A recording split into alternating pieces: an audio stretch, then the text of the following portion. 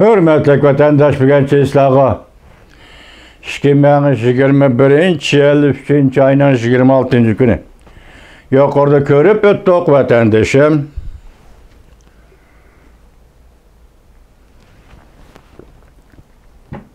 Aldın günü liksiyellerimizde biz şundak sözlügen edik.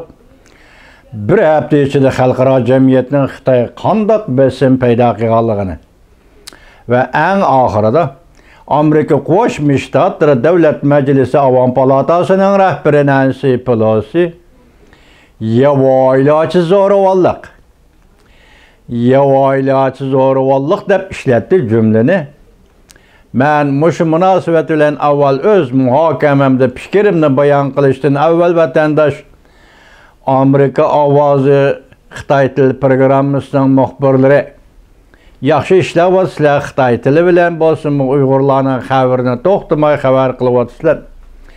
Lekin sizlarga deb qo'ydigan mening bundaq bir gapim, Uyg'urlarga qo'llangan harakatlar, Uyg'urlarga muomala qilish vositalari, Uyg'urlar qaritilgan kishilik huquqiga xilof harakatlar. Bu kishilik huquqiga xilof harakatlar davomli takrorlanib turadigan ish. Bu Uyg'urga qanday muomala qilish, Uyg'urlarga qanday muomala qilish vositalari den dunyo xalqi shunda tanqid qilyapti degan jumlalar bu meningcha nima deyishimiz kerak degan vaqtida biz ayrim to'xtaladigan bir mavzu deyman. Shuni qayilib qo'ygandim. Bugun endi devitishga to'g'ri keldi. Xitoy tilida danhuacholi deydi. Danhuacholi degan so'zning ma'nosi yumshoqlashtirish, oddiylashtirish, keskin cümlelerini oddiylashtirish, mazmunlarni oddiylashtirish, so'zlashtirish yoki borni yo'qini yo'q qilib o'tish, hatto keskin mazmunlar va keskin maqollarning mavzularini o'zgartirish, shunday qilib xabar qilish bu Xitoy tilida danhuacholi deb ataladi. Ben bu to'g'rida ayrim to'xtalaman. Hozir Erkin Osiyo radiosi Uyg'ur til bo'limi dalmishi danhuacholi. Hozir Uyg'urga munosabatli xabarlarni bartaraf qilishda, ya'ni keskin xabarlarni bartaraf qilishda qo'llanayotgan usuli danhuacholi, ya'ni so'zlashtirish, oddiylashtirish, mazmunni chechib o'tish, mavzularni o'zgartirish shaklida xabar qilyapti. Shunga men bugun Erkin Osiyoda to'g'ri to'xtalmayman. Amerika ovozi radiosining muxbirlari, Xitoy muxbirlari hozirgacha pek yaxshi ishlab keldinglar. Men sizlarga endi bir maslahat, men bir Uyg'ur sifatidagi maslahat berayki, bundan keyin Uyg'urlarga muomala qilish usuli, Uyg'urlarga muomala qilish vositasi degan so'zlarni ishlatmay, bugun Nancy Pelosi xonim tunigan shundaq 25-kuni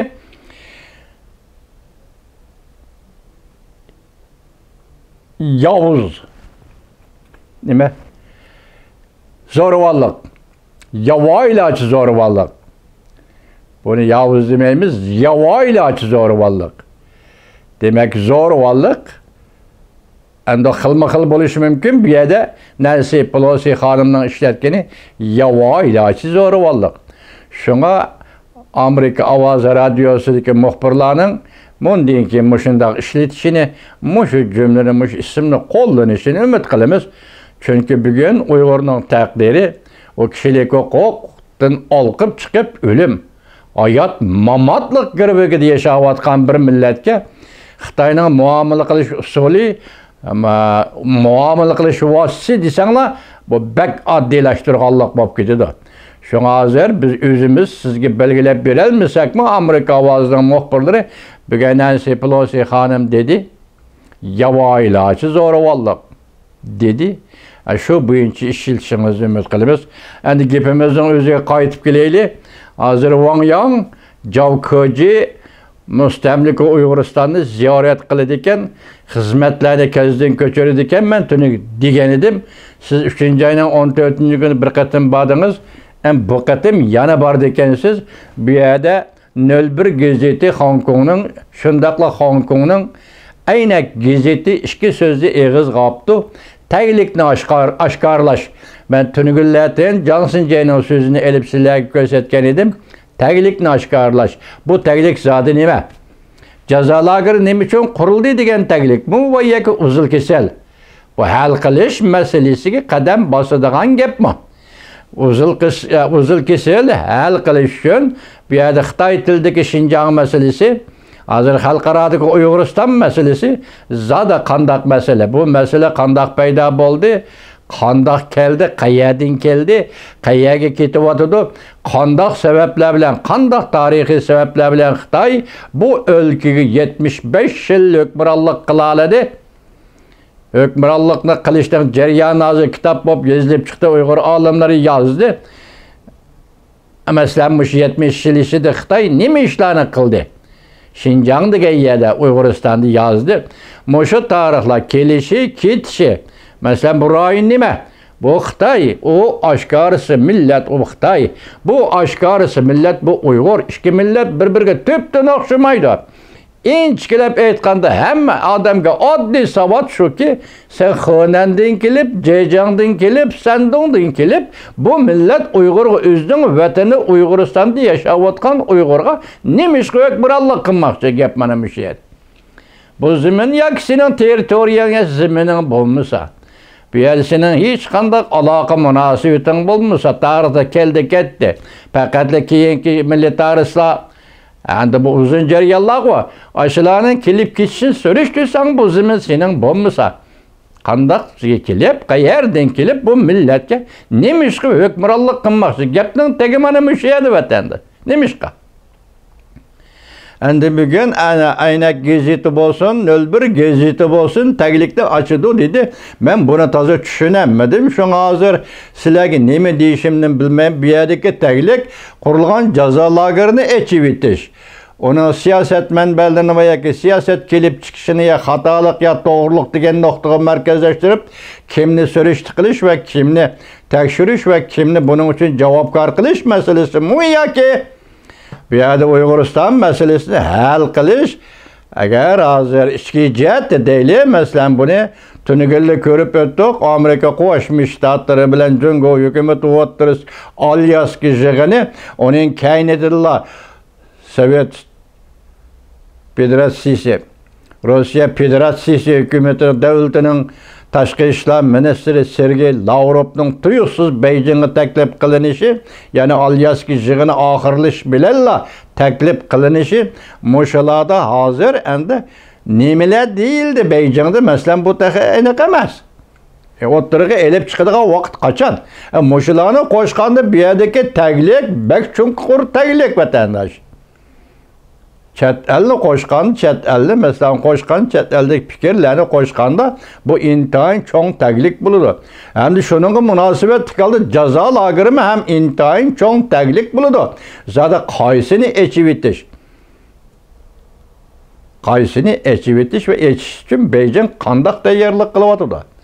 Balki Beijing en axir qatim bu zaminga erishgan. Men o'tgan dedim, 37-yil, 1937-yil hammanglar bilasizlar bu ishni.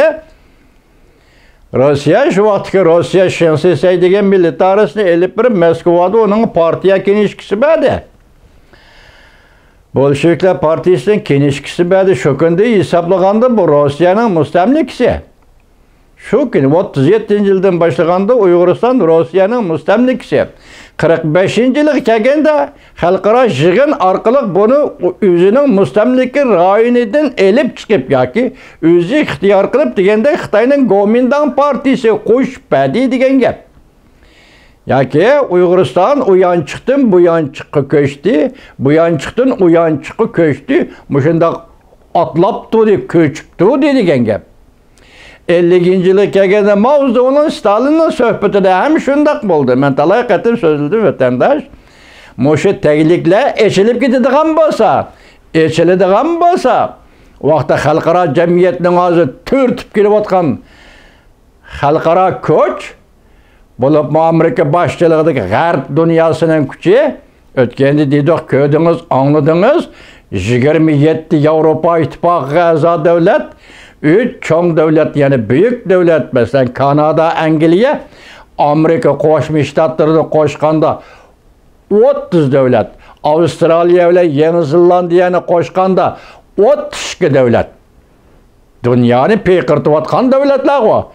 Muşularning besimi ostida bugun Uyg'uristonning mustamlika bo'lib qolish tagligini ochadigan bo'lsa Xitoy hukumatı va shundaqli Uyg'uristonda qurilgan 3 qatimliq Cumhuriyetning kelib ketishini ochadigan bo'lsa Xitoy hukumatı va o'zining qo'liga qanda o'tib qoldi bu Şinjan degan yoki Uyg'uriston bu davlat mushularni ochadigan bo'lsa vaqtida demak hal qilish kerak bo'lgan bir bosqichga bir jarayonga kirib keladi. Qaraganda bu hal qilishga xalqaro jamiyat aralashadi vatandoshlar. Biz Amerika Qo'shma Shtatlar davlat majlisiga da'vo qilib keldik 25 yildan beri. Hozir endi mushiyaga yetdi, lekin Xitoy hukumatı hadisa qarshilik ko'rsatdi Amerikaga boshchiligida g'arb dunyosiga kishilik huquq bo'yicha uni yaxshilash bu yoqda tursin. Bugun bu millatda umumyuzlik so'yqirim qilish darajasiga ko'tardi. Tunugungi so'zida Nancy Pelosi xonimi dedi, qonunning sirtida Uyg'urlarni o'ltirdi dedi, sizlarga yetkazdim vatandosh. Qonunning sirtida o'ltirdi, ya'ni qonun bo'yicha emas, qonunning sirtida o'ltirdi. Bu ama soyqırımның bir xil misali. Shuningda aytganda, men hozir sizlarga topshirganim ma'u deyilmaymiz, taklif yoki oshkorlash degan so'zning ma'nosi nima? Mushundaq deb aytolmaymiz buni. Ya'ni oldimizda kutadigandak qilamiz vatandosh. Lekin bu oddiy ish emas. Mamlakatlik siyosiy kengashning rahbari Wang Yangning 2 qatim kayni-kayndan uda. Birinchi qatimida Alyask yig'inidan burun, ikkinchi qatimida Alyask yig'inidan keyin mustamlika Uyg'uristonga berishi bo'libmi? Rossiya Federatsiyasining tashqi ishlar ministri Sergey Lavrov bilan Jungoning tashqi ishlar ministri Wang Yi ko'rishgandan keyin Uyg'uristonga berishi mening nazarimda vatandosh qaltis gap. Buning ichida nima hikoya bor? Kutib turaylik vatandoshlar.